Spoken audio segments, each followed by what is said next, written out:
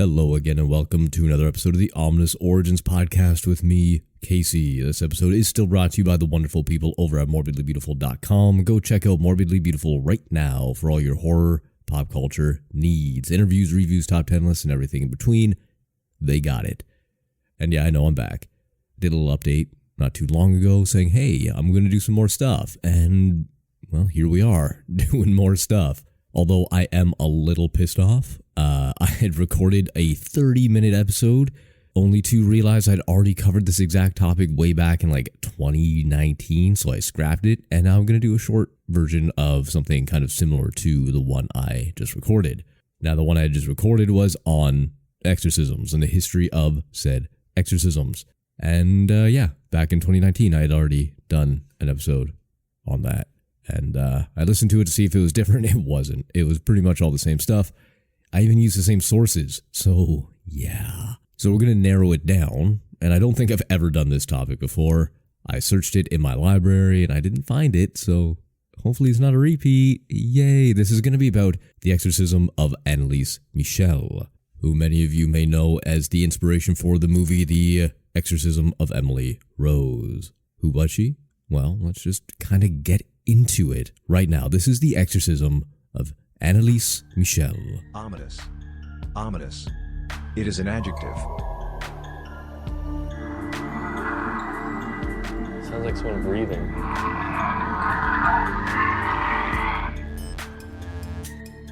Ominous. Anna Elizabeth, or Anneliese Michel, was born on the 21st of September 1952. She was a German woman who underwent 67 Catholic exorcism rites during the year before her death. She eventually did die of malnutrition, for which her parents and priests were, well, they went to trial, and we'll get to that in just a little bit. During her life, she was diagnosed with epileptic psychosis, which is also known as temporal lobe epilepsy, and had a history of psychiatric treatment that proved ineffective.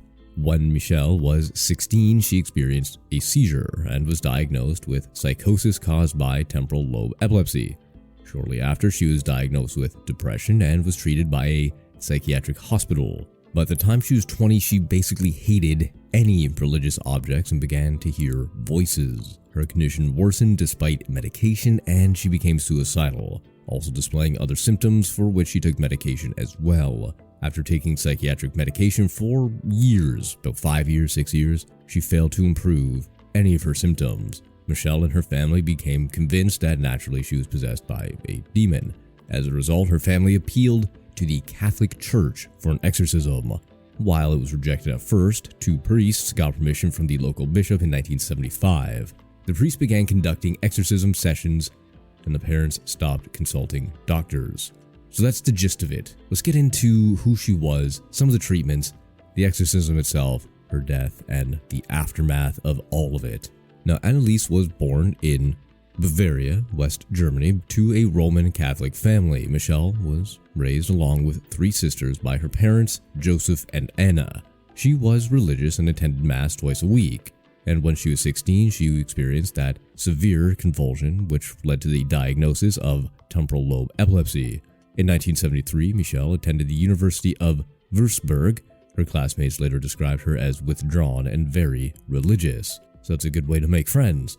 Now, because of her psychiatric diagnosis, she was treated for said ailments. And in June of 1970, Michel had a 3rd seizure at the psychiatric hospital where she had been staying. She was prescribed anticonvulsive drugs for the first time, including Dilantin, which did not alleviate the problem. She described seeing quote-unquote devil faces at various times throughout the day. That same month, she was prescribed Aulept, which is similar to chlorpromazine, and is used in the treatment of various psychoses, including schizophrenia, disturbed behavior, and delusions. By 1973, she began experiencing depression and hallucinated while praying and complained about hearing voices telling her that she was damned and would rot in hell, which is pretty much every religious person's worst nightmare. Michel's treatment in a psychiatric hospital did not improve her health, and her depression worsened. Long-term treatment also did not help. She grew increasingly frustrated with her medical care after having taken tons of drugs for about 5 years. Michel became intolerant to Christian sacred places and objects such as the crucifix. Anneliese visited San Damiano with a family friend who regularly organized Christian pilgrimages. Her escort concluded that she was suffering from demonic possession because she was unable to walk past a crucifix and refused to drink the water of a Christian holy spring.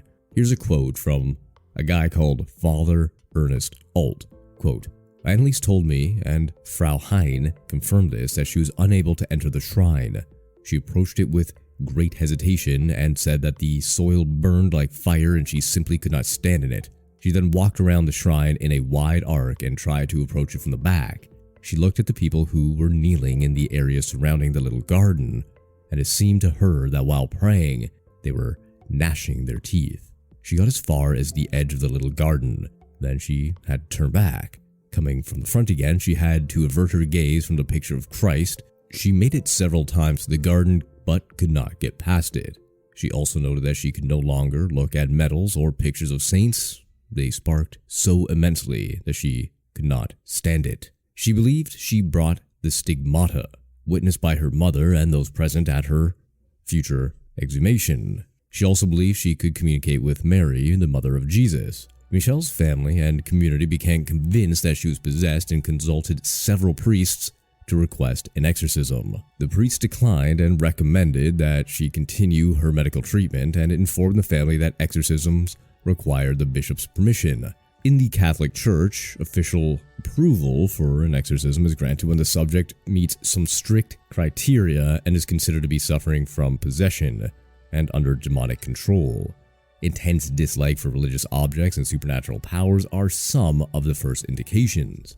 Anneliese worsened physically and displayed aggression, injured herself, drank her own urine, and ate insects. In November of 1973, Anneliese began treatment with Tegretol, an anti-seizure drug and mood stabilizer. I'm just gonna stop for a second. Why are all drug names, like pharmaceutical drug names, fucking impossible to say? Like reading these first glance, I have to say it like 5 times before I get it right. Just a minor point. It has nothing to do with the episode, just a little pet peeve of mine. Anyway, she was prescribed with more antipsychotic drugs during the course of the religious rites and consumed them frequently until some time before death. Despite taking the neuroleptic medications, Anneliese's symptoms worsened and she began growling, seeing demons, and throwing things. Now here comes the exorcism part. The priest father, Ernest Alt, declared that Michel didn't look like an epileptic to him and that he did not observe her experiencing seizures.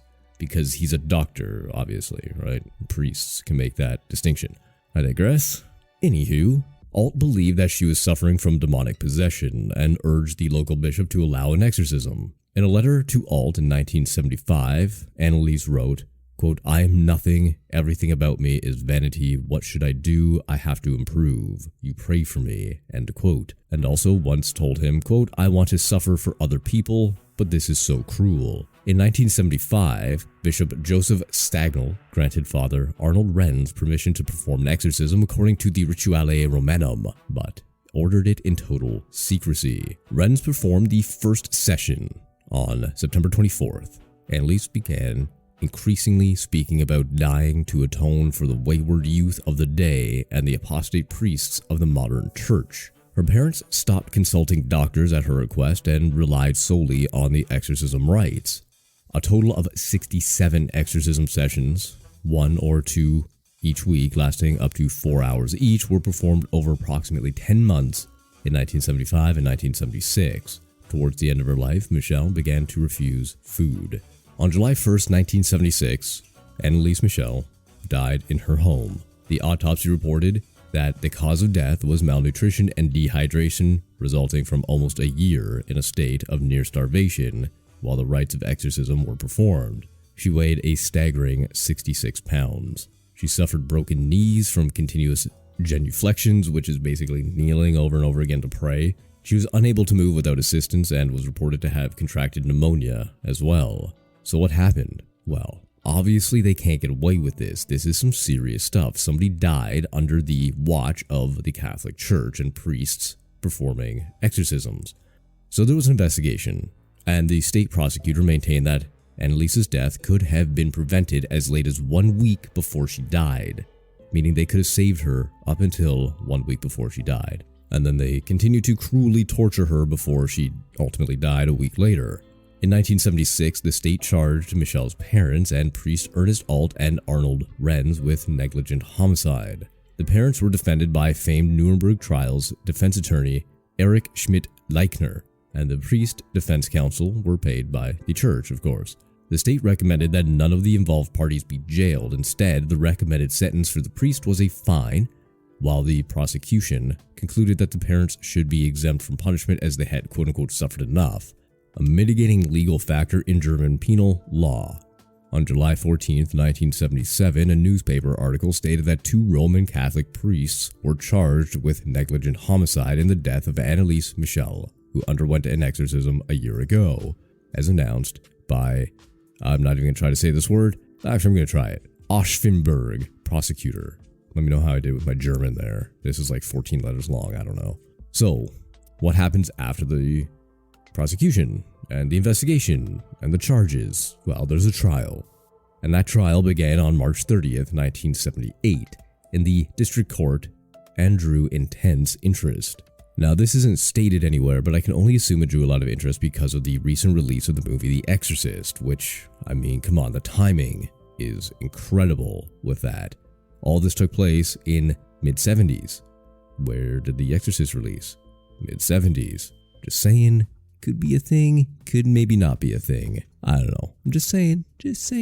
Anywho, doctors testified that Anneliese was not possessed, stating that the manifestations of demonic possession were a psychological effect of her strict religious upbringing as well as her epilepsy.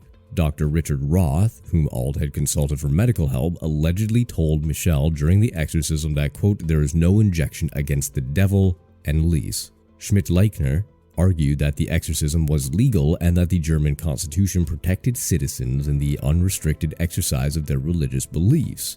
The defense played tapes recorded at the exorcism session, sometimes featuring what was claimed to be quote-unquote demons arguing to assert their claim that Anneliese was indeed possessed. Both priests claimed that the demons had identified themselves as Lucifer, Cain, Judas Iscariot, Belial, Legion, Hitler, and Nero among them. They also stated that Anneliese was finally freed of demonic possession resulting from the exorcism just before her death. How convenient. Bishop Stagnall said that he was not aware of Anneliese's alarming health conditions when he approved of the exorcism and did not testify in court.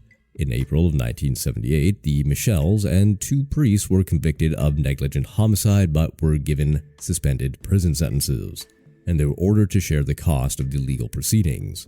The sentences have been described as stiffer than those requested by the prosecutor, who had asked that the priests only be fined and that the parents found guilty, not punished. By approving the ancient exorcism rite, the church drew public and media attention. According to author John M. Duffy, the case was a misidentification of mental illness. In a conference several years later, German bishops retracted the claim that she was indeed possessed. So what was the aftermath of all this? Well, the Michels asked the authorities for permission to exhume the remains of their daughter because she had been buried in undue hurry in a cheap coffin. Almost 2 years after the burial, on February 25th, 1978, her remains were replaced in a oak coffin lined with tin. The official reports state that the body bore signs consistent with deterioration of a corpse of that age. The family and the priests were discouraged from viewing Michel's remains. Father Renz later stated that he had been prevented from entering the mortuary altogether.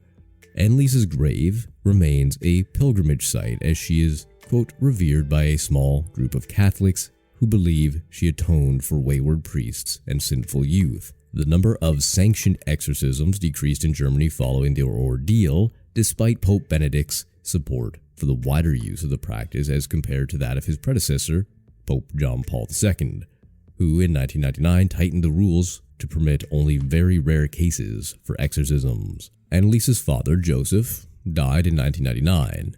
In a 2006 interview, Anna, her mother, stated that she does not regret her actions, saying, quote, I know we did the right thing because I saw the sign of Christ in her hands. On June 6, 2013, a fire engulfed the house where Anneliese had lived. Although the local police determined that it was a case of arson, some locals attributed the fire to the exorcism case. So that's the story of Anneliese Michel and her battle with the devil, or demons, and Hitler, apparently. What do you think? Now, I know there are some religious people out there who do believe that possession is a real thing. And there are some weird tapes and audio recordings and video recordings of people who are quote-unquote suffering from possession. They speak in different voices, they speak in different languages, they speak in all sorts of different weird tones and anger and violence and just things that aren't like, well, how people should act. But mental illness is a thing that can really, really fuck with things. And I think that is usually the case. I think that is almost 100% the case. Don't at me. Just my opinion on the topic. But what do you think? Do you think exorcisms are real? Do you think possession is real and that priests have kind of superpowers to get the demon and the devils out of people? You can let me know that wherever you want to. Speaking of, that does bring us to the end of the episode. My name is Casey and this is the Ominous Origins Podcast. If you like what you heard, please feel free to leave a 5-star rating on Spotify, or you can do the same thing on iTunes, Apple Podcasts, something like that. You can find me on Facebook, even though I never use it, at Horror Shots, and on Instagram, which I still also never use, at Ominous Origins Pod. So, until next time.